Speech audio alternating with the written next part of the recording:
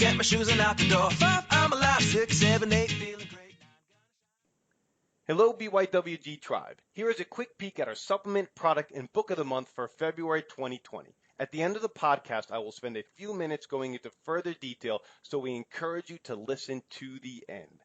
The supplement of the month for February 2020 is Vitamin D3 Boost. This is our newest advanced formulation, combining all the benefits of vitamin D3, vitamin K2, magnesium, and MCT oil.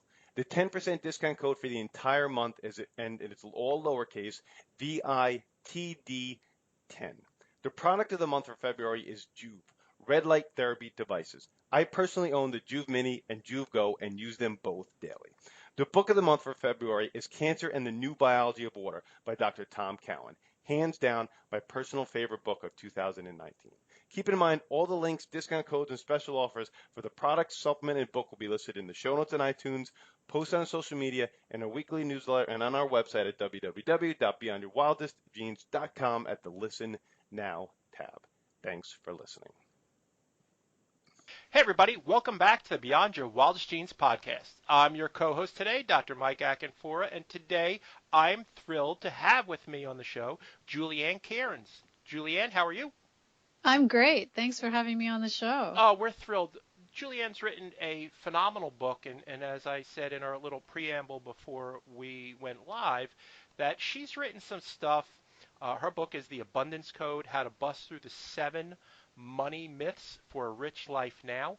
She's written this, and there are things in here, and you guys know I love to read, but she's written some things that I've never heard of before, and I had to get Ann on the show so she can share with you. So she's the author of the top-selling book, as I said, The Abundance Code. It's published by Hay House, and that will be in the show notes, folks. And she's the creator and director of the documentary The Abundance Code and the CEO of an online financial market education company based in Sydney, Australia, called Trading Pursuits Group. Julie has over 25 years of experience in finance and entrepreneurship and has built a successful 8-figure business. It's her life mission to help people access greater abundance by showing them how to bust through their limiting beliefs about money, wealth, and success. Julie, welcome to the show. Thanks. It's great to be here. It is. I'm thrilled. I can't wait to dive in to your story and what you've written in this great book. So the first question we ask is tell people your story. Tell people how you got here. All right. So I have to go all the way back to my childhood for you to understand where the inspiration for the book came from. So I grew up in Canada. I live in Australia now, and both my parents are actually Australian, but my brother and sister and I were all raised in Canada. And my father was a very successful surgeon, and my parents had also invested quite well in real estate. So for the first 8-9 years of my life, I had a very, very prosperous upbringing. So my parents were quite wealthy. They had a beautiful architect design lakefront mansion. They owned their own airplanes, collecting art. My brother went to a very private, exclusive private boarding school. And when he was attending there, Prince Andrew went there at the same time. So you get some idea of, the level of wealth that was going on. There was really nothing I could have wanted. I had everything that I could want in life. And then when I was about 8 or 9, my parents started to drink quite heavily. And maybe we'll talk a little bit later about why I think things came unstuck for them. But they started to drink quite heavily and sort of spiraled down into a bit of an alcoholic downward spiral. Life started to fall apart. And when I was 11, they broke up. That was all quite traumatic and dramatic. And I ended up living with my mother, who declared bankruptcy. So somehow along the way, all the money had been lost. My sister and my father moved back to Australia. My brother was seeing out the year at boarding school. So all of a sudden, I'm just me and my mom and on welfare, and she's declared bankruptcy. So I often say it was like getting the worst possible role in a game of snakes and ladders. like Yep. just all of a sudden slid all the way down to the bottom of this socioeconomic pile. And it was a total shock for me. That time was just very traumatic, and I wasn't coping very well. When I was sort of 13, I started smoking dope and cutting school and hanging around with the rough crowd and binge drinking a bit. I was kind of going down the wrong path.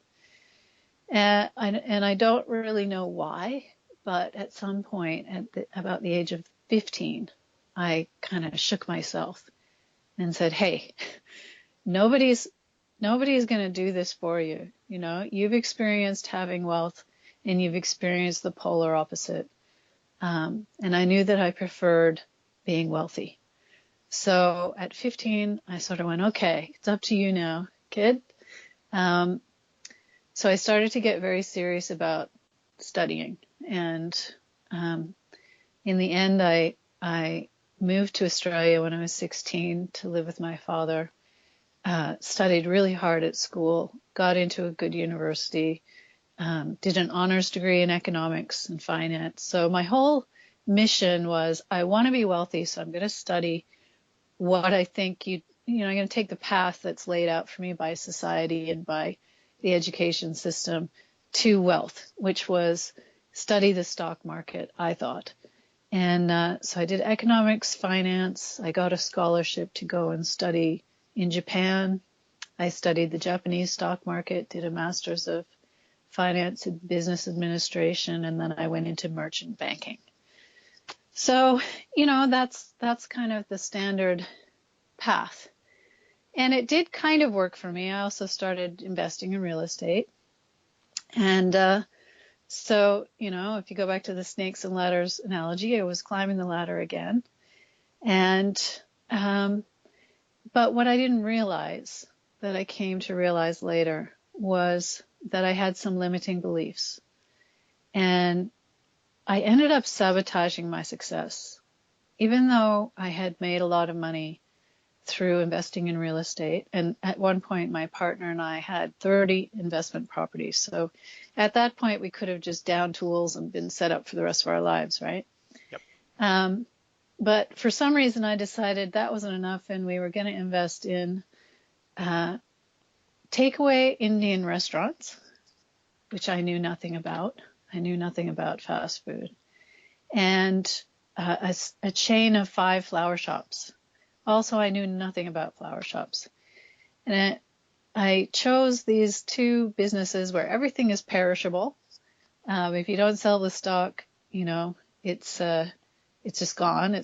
It's ruined. And also fairly cash-based businesses. So you have to have very good inventory controls and controls over the cash register, or people will just end up stealing from you. And we didn't do any of that. So we managed to torch a lot of our wealth on these 2 crazy projects that we knew nothing about. So back down the snake again. And so at this point, I kind of went, okay, well, I think the problem was a problem of knowledge. I didn't know enough about those businesses, so I should focus back on what we know. And my partner and I were both experts in the stock market, so we had started a company teaching people how to trade the financial markets. So we focused on that, built up that business. That was going well, borrowed a bunch of money to expand the business, and then the global financial crisis hit in 2008. And we had this debt that we needed to roll over, this short-term debt we borrowed to expand the business. And no bank in the world would lend to us. So at this point, about to go back down the snake again. And this time I was really on the edge of bankruptcy. And it kind of shook me awake. And I'm like, wait a minute, what is going on? What is this crazy gain and loss cycle that I'm experiencing? And I recognized, a feeling of terror in the pit of my stomach. And for some reason, I just asked myself the question, wow, when's the first time I felt this? And I realized I'd felt it when I was 11 and my parents had broken up. And I went, wow, wait a minute. Am I stuck on this cycle of gain and loss, because that's the pattern I experienced in my childhood with my parents having all this wealth and then losing everything? Am I stuck in this cycle because I think that that's how the world goes? And that moment was a bit of an epiphany for me. And huge epiphany. And I started to become interested in the subconscious mind and read very heavily. Someone had given me a great book called The Power of Your Subconscious Mind by Joseph Murphy. I don't know if you've ever read that book. I have not. It was written in 1963, and it's a great one. It's a bit of a classic. So that got me on the track of understanding that not all of our decisions in life are based on rational, conscious reasoning. That sometimes, in fact, most times, we make our decisions based on our subconscious beliefs and our subconscious urges. And so I suddenly became aware that I had all of these beliefs about money and success and wealth that had come from my childhood. And then at the same time, I was obviously involved in a business teaching thousands of people how to grow their wealth through trading financial markets. And it was actually one of my jobs in the business was supporting the clients who were having a difficult time applying the teachings. And over, I would find for them, the problem was not in desire. They definitely had a burning desire to create wealth. The problem was not in knowledge. We had taught them well, and they had learned the same thing that all of our other clients had learned about trading markets.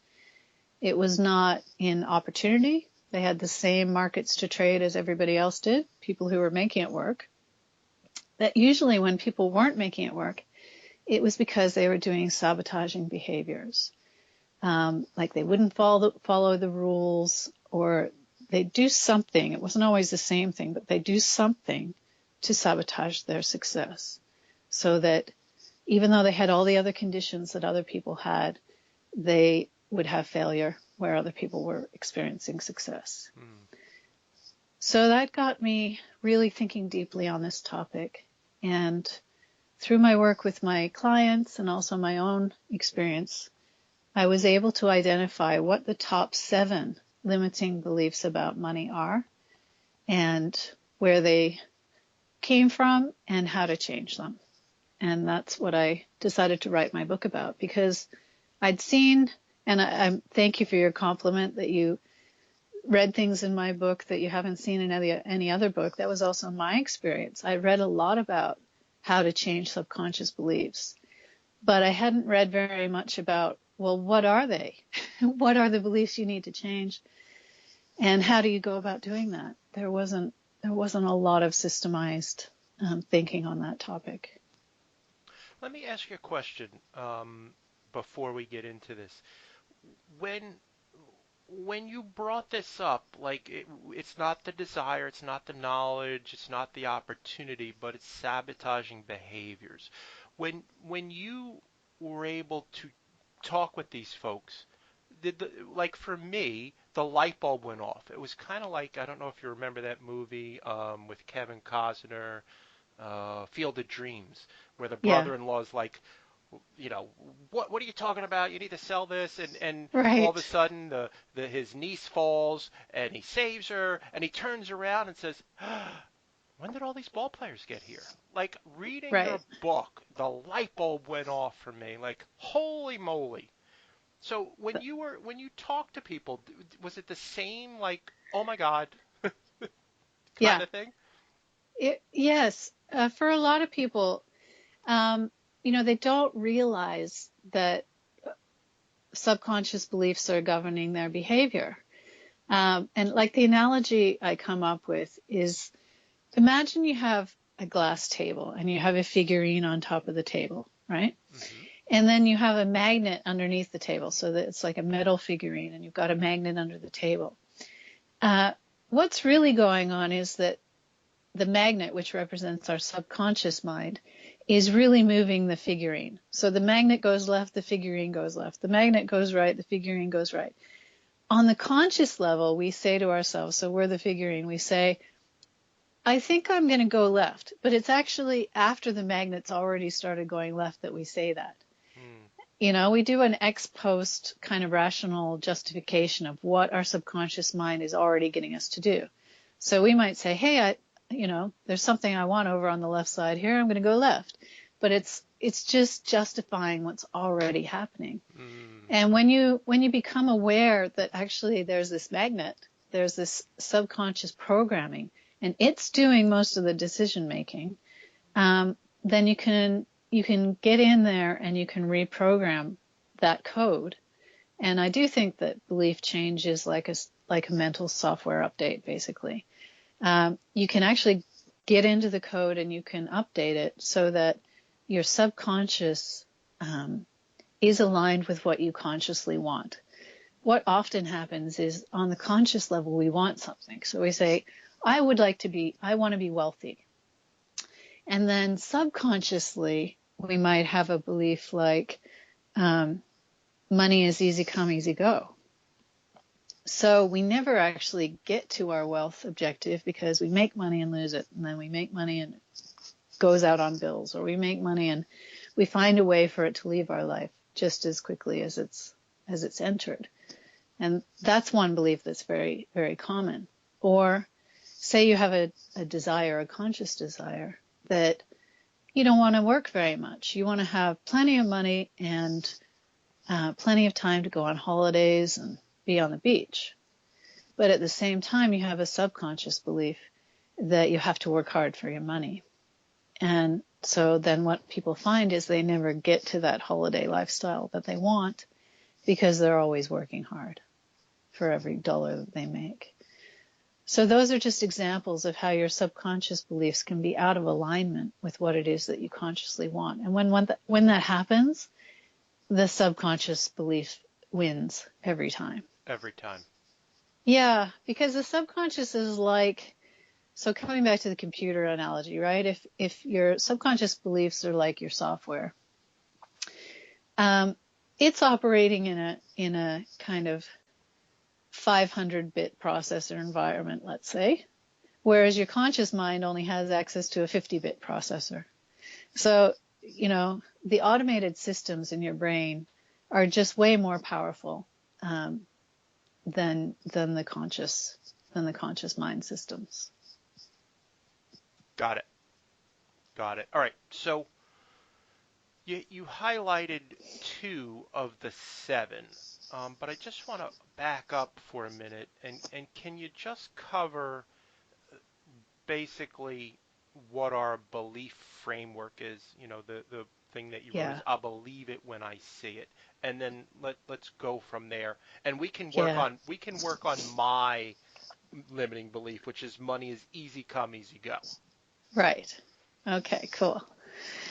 Which is a very, very common one, by the way. And I have a really good switch out for that one. So we'll come back to that. Good. So essentially, the automated systems in our brain, and which is where our subconscious belief programs are residing, we have something called the reticular activating system. And it's basically the system that allows us to sort the incoming information into our brain into what we think is important or relevant or useful. And that essentially is things that we believe to be true, things that we believe to be important, and things that we believe to be relevant. So a lot of people have had the experience when they decide to buy a new car, and they're thinking about what kind of car they want to buy. And all of a sudden they start seeing those cars everywhere on the road. Have you ever had that experience? Sure. And that is actually the reticular activating system at work. So when you're thinking about buying the car and you're thinking about what model you want to buy, you've told your brain, please sort the incoming information for that model of car. And then you just start seeing them more often because your brain is sorting for that.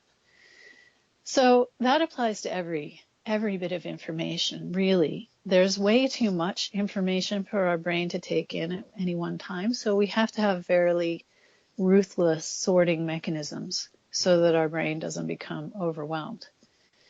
So it's basically the case that whatever you believe to be true, you sort for evidence of that. And you chuck out evidence to the contrary. So you see what you believe. You don't believe what you see. You only actually see the things that you already believe to be true. Gotcha. Yeah. So it's very important to know, what are you sorting for?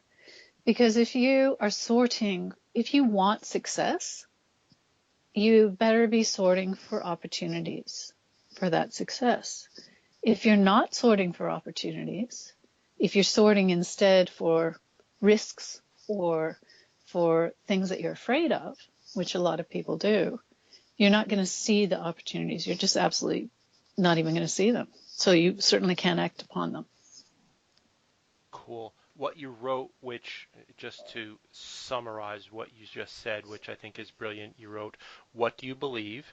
If we deeply believe something at a subconscious level, then even if we consciously wish things could be different, the power of our subconscious mind ensures that our beliefs get reaffirmed again and again in our everyday experiences. In this way, our subconscious beliefs can actually sabotage our conscious efforts to manifest change. And Yes. you are speaking to the vast majority of people. Yes, absolutely. I believe that we are here to self-actualize, to manifest to our highest level of being.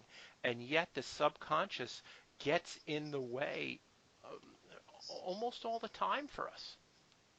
It can. It can definitely get in the way.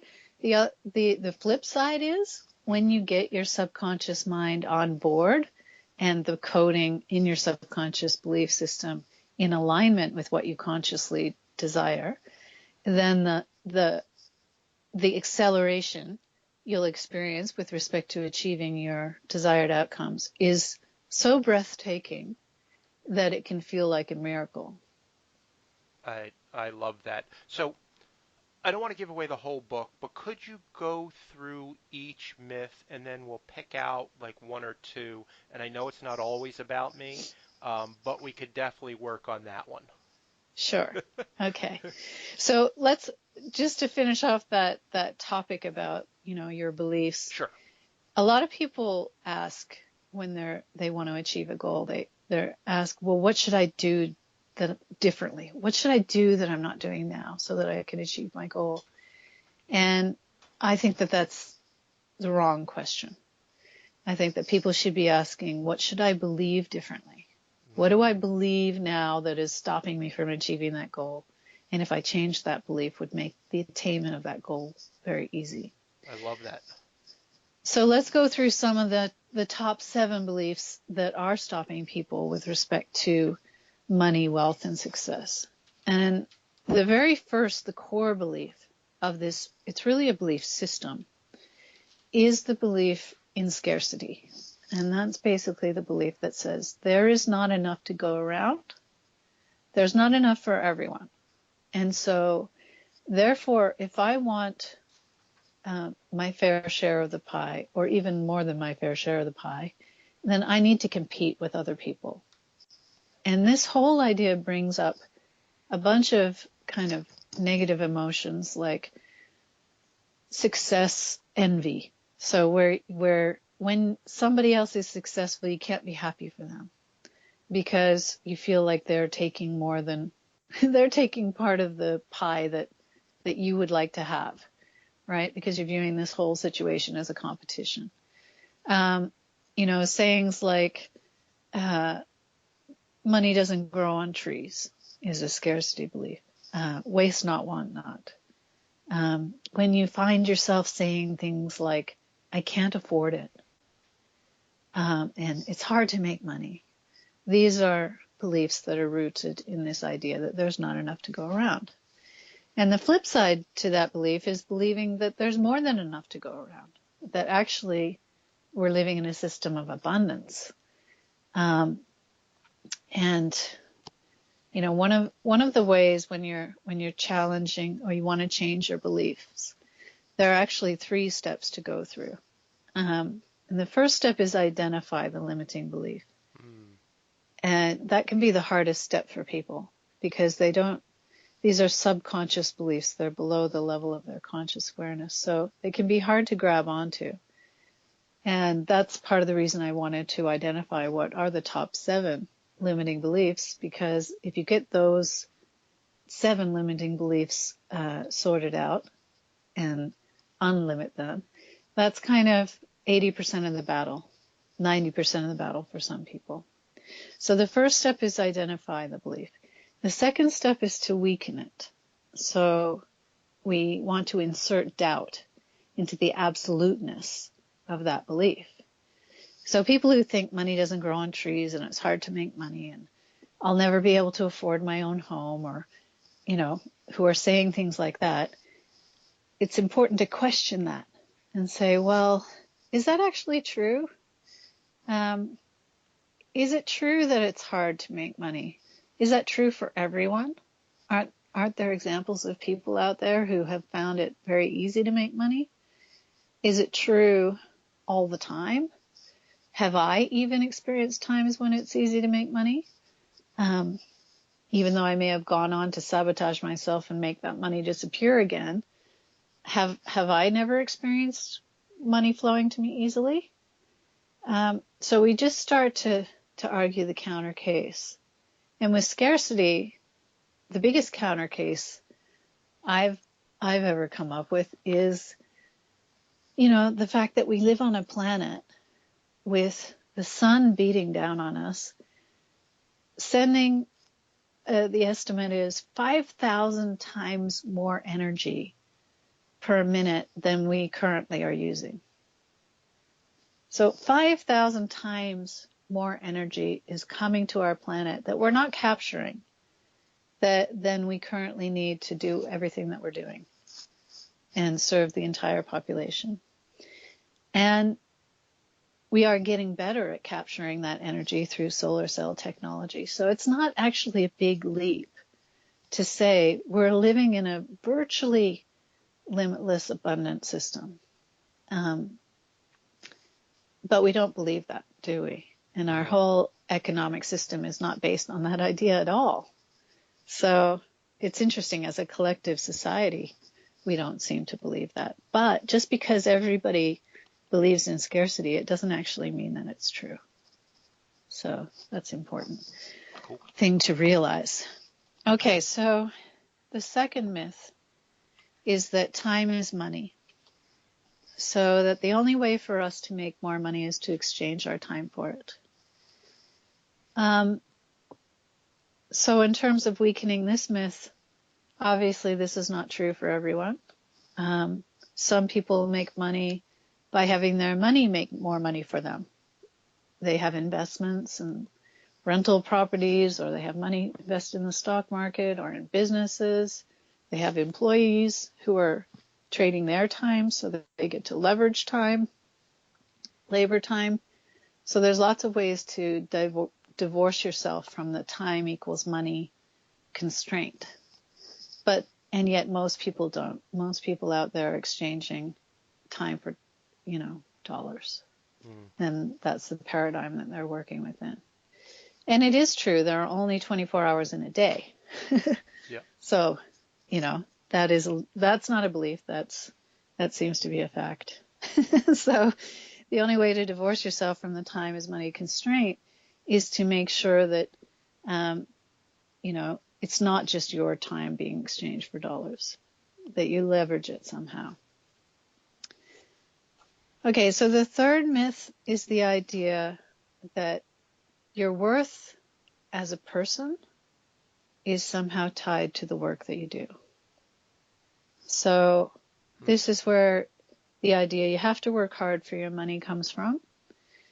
Our entire education system is really based around this one, where, your level of education determines, how much an hour of your time is worth. So if you're, a fast food worker, you're going to get minimum wage, whereas if you're a surgeon, you're going to get way more, depending on your level of education.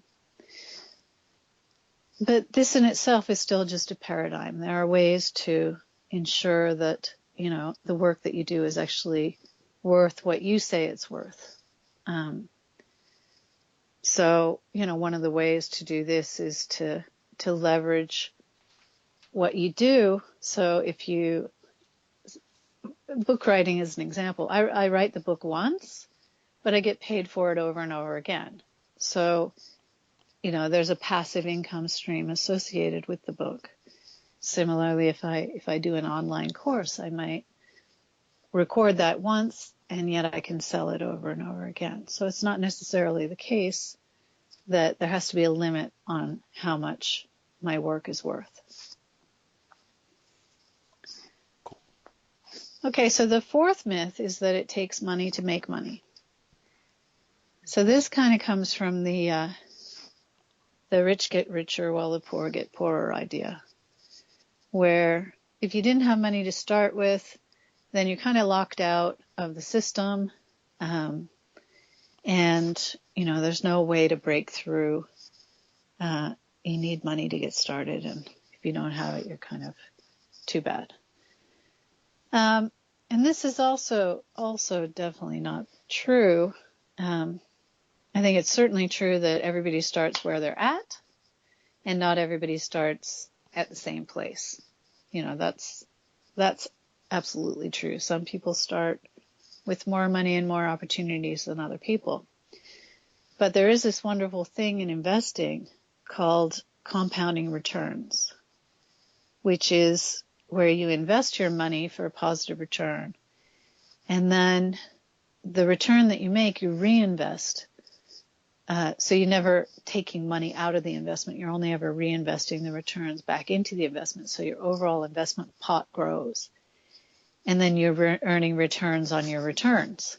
And when you keep doing that, you access the power of compounding returns, which allows you to access exponential growth in your investments. So you can snowball your investment capital over time using compounding returns. So although it does take money to get a little bit of money to get started, you can catch up quickly because a lot of people don't do compounding. They don't reinvest. They spend their returns. So if you don't do that, if you reinvest instead, you can catch up very quickly. Cool. All right, now your favorite myth. Yes. That money is easy come, easy go. This is the fifth myth. Another way of saying it is money in, money out. Sometimes you hear people say, I take one step forward and 2 steps back. This is all the same sort of belief that, when I make money, when it flows into my life easily, it goes very quickly on bills or it just leaves my life somehow. And I definitely had this one. This was part of my gain-loss cycle. And, it's in different degrees for different people. I think because I'd grown up in a wealthy family, I knew that a high degree of wealth was possible. But I still had money is easy come, easy go in my belief system. And so my gain and loss cycle was millions of dollars at a time. It was quite extreme. Whereas for most people, although they might have a gain and loss cycle in place, it may seem less extreme. It's just sort of, month to month, they never seem to get ahead. So that's definitely one you can change. And I'll go through in a minute a very simple method that you can do to switch out a belief. And what a good switch out for this one is. So Cool. Myth number 6 is, and I think I also had this one in place, was that money won't make you happy. And the thing about the subconscious mind is, people can argue, well, money doesn't make you happy. It's really other things that make you happy. And money can facilitate your happiness maybe, but it doesn't make you happy. And the thing about the subconscious mind is it's not very sophisticated. Like, a lot of computer programming, like one small slip in the code can make a massive difference. And it's like that with the subconscious mind. So saying money doesn't make you happy, but other things can make you happy and money can help you, that's all fairly subtle concepts. Whereas the subconscious mind just tends to code it as money does not equal happy, right? Yeah. And so if money does not equal happy, that's not actually very far from money equals unhappy. Oh, yeah. It's not difficult for the subconscious mind to miscode that. So I think that that's often what happens, is that people actually believe that money will make them unhappy, and you can see this come out in sayings like more money, more drama, more money, more problems, and money can't buy me love. And often I hear people who have money saying, I don't know who to trust. I don't know who loves me just because of my money, or who's with me just because of my money, and who truly loves me. So it's definitely a fairly prevalent belief. Sure. But it can be changed. And then the big daddy final belief that most people have is that money will corrupt your soul. So money will somehow turn you into a bad person. Someone who's like, a miser or Ebenezer Scrooge type, where all they care about is money, and they've lost their compassion and humanity and all that sort of stuff. So this is very, very strongly programmed in our religious systems, often. That, there's many sayings in Christianity about, it's harder for a camel to pass through the eye of a needle than for a rich man to get into heaven. What is it worth gaining the whole world and losing your soul?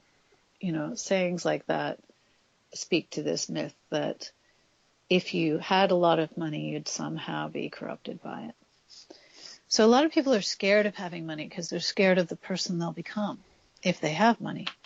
And therefore, they don't ever allow themselves to have significant amounts of money. When the truth is, money is very powerful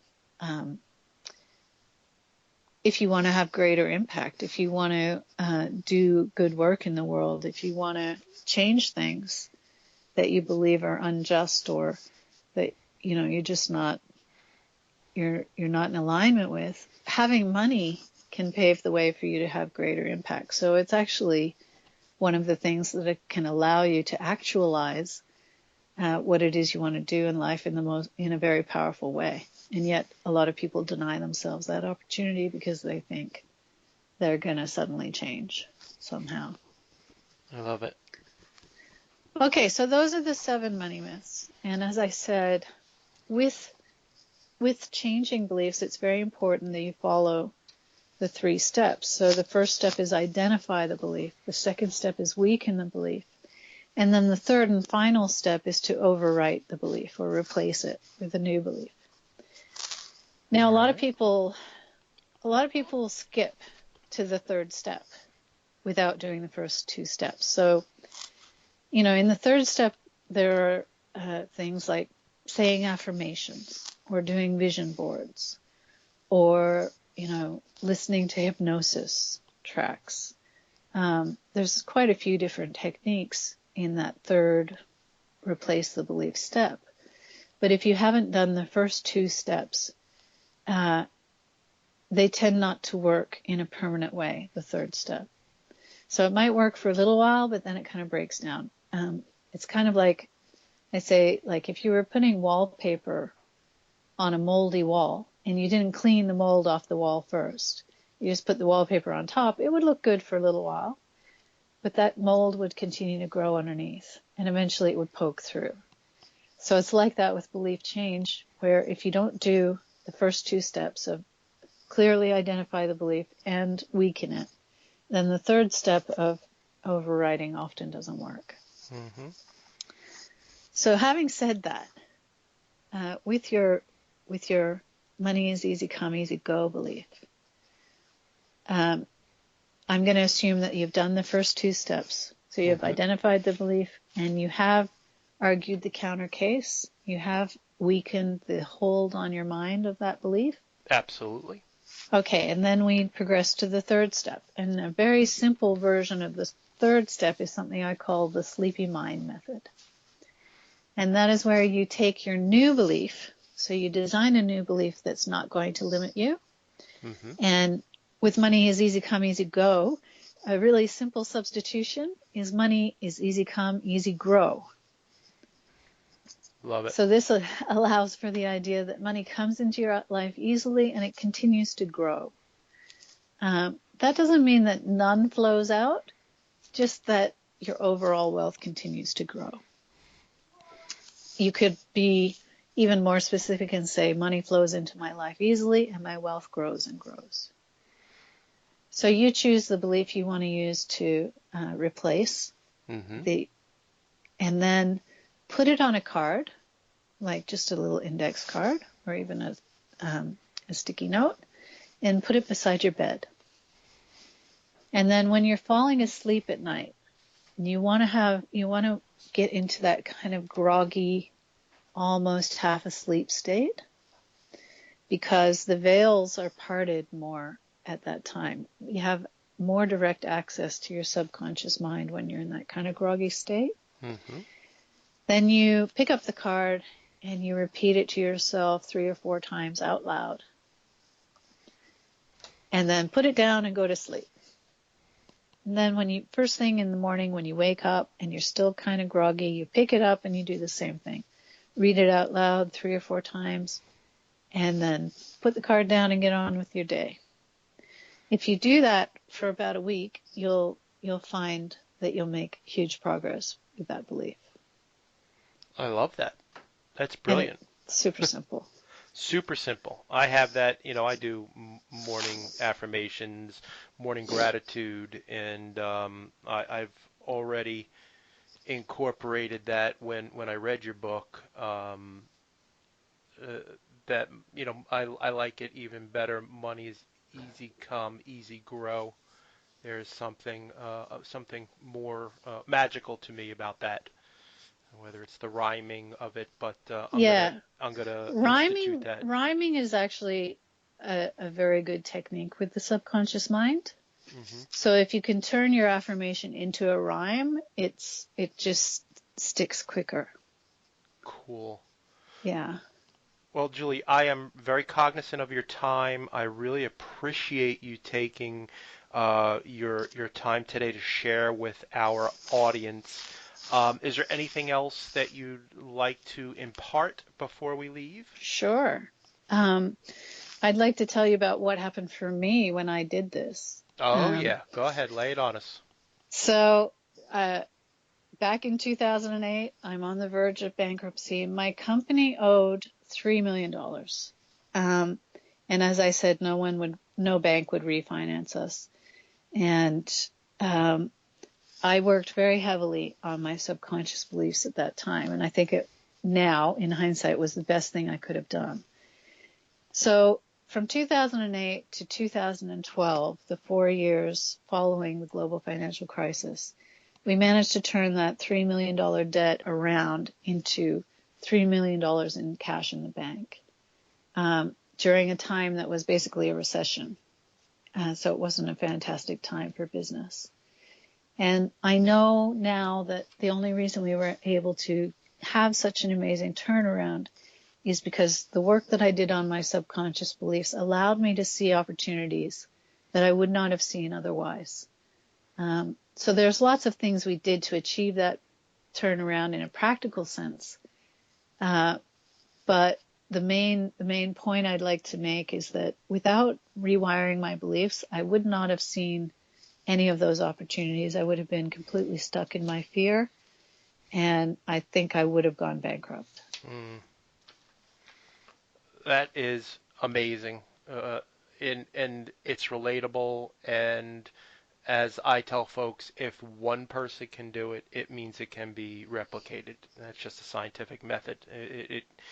It's brilliant. I love the book. I love everything that you've written. I really enjoyed our time. Could you tell folks where they can find you in the world? Sure. So you can you can find the book, The Abundance Code, on Amazon. Mm-hmm. So that's the simplest way to find it. Yep. By Ann Cairns. I also have a site for the book called theabundancecodebook.com. You can go there and sign up for a series of 5 free videos about the 7 money myths. There's nothing for sale on the site. Once you sign up, you'll also get my weekly blog.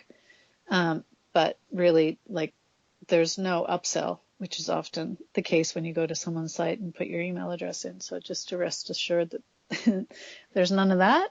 Mm-hmm. And otherwise, what about your class that you teach in Australia? right. So right now I'm working on a startup business, which is an app that teaches people how to trade financial markets in a gamified setting. So that's still in startup phase. We're just Cool. beta testing that, so that's not quite ready to release to the public. Awesome. And also my film, which is also called The Abundance Code. You can check that out at theabundancecode.com. And I've gone and interviewed 15 or 16 different thought leaders in this field, like John Assaraf and John DeMartini and Jeff Walker, and a bunch of different people who all have made this journey from scarcity thinking to abundance thinking in their life, and it kind of tells their stories of how they achieved the change. That's really cool. John DeMartini's a good friend of Beyond Your Wildest Dreams, so he's been Right. on the podcast and been on our summits. So and we've all done the breakthrough experience as well, which is really cool. I have so much respect for him. He's amazing. Absolutely. Well, folks, if you like what you heard, please do us a favor and go to iTunes and leave a review.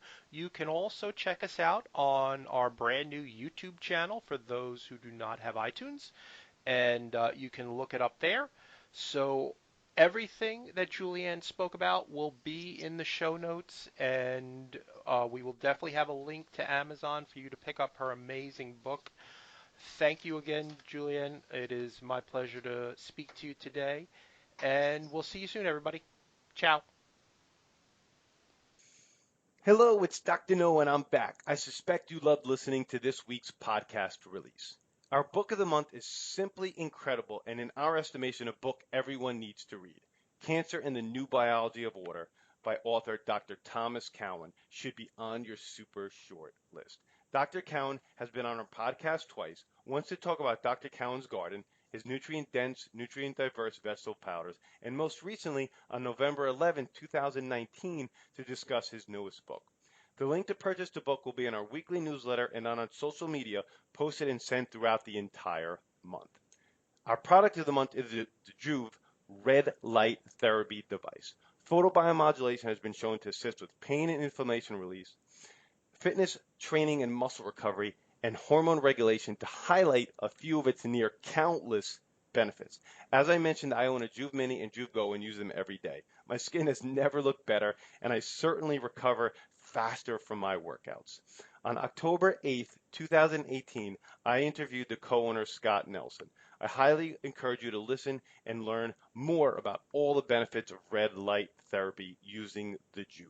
The supplement of the month for February 2020 is vitamin D3 Boost.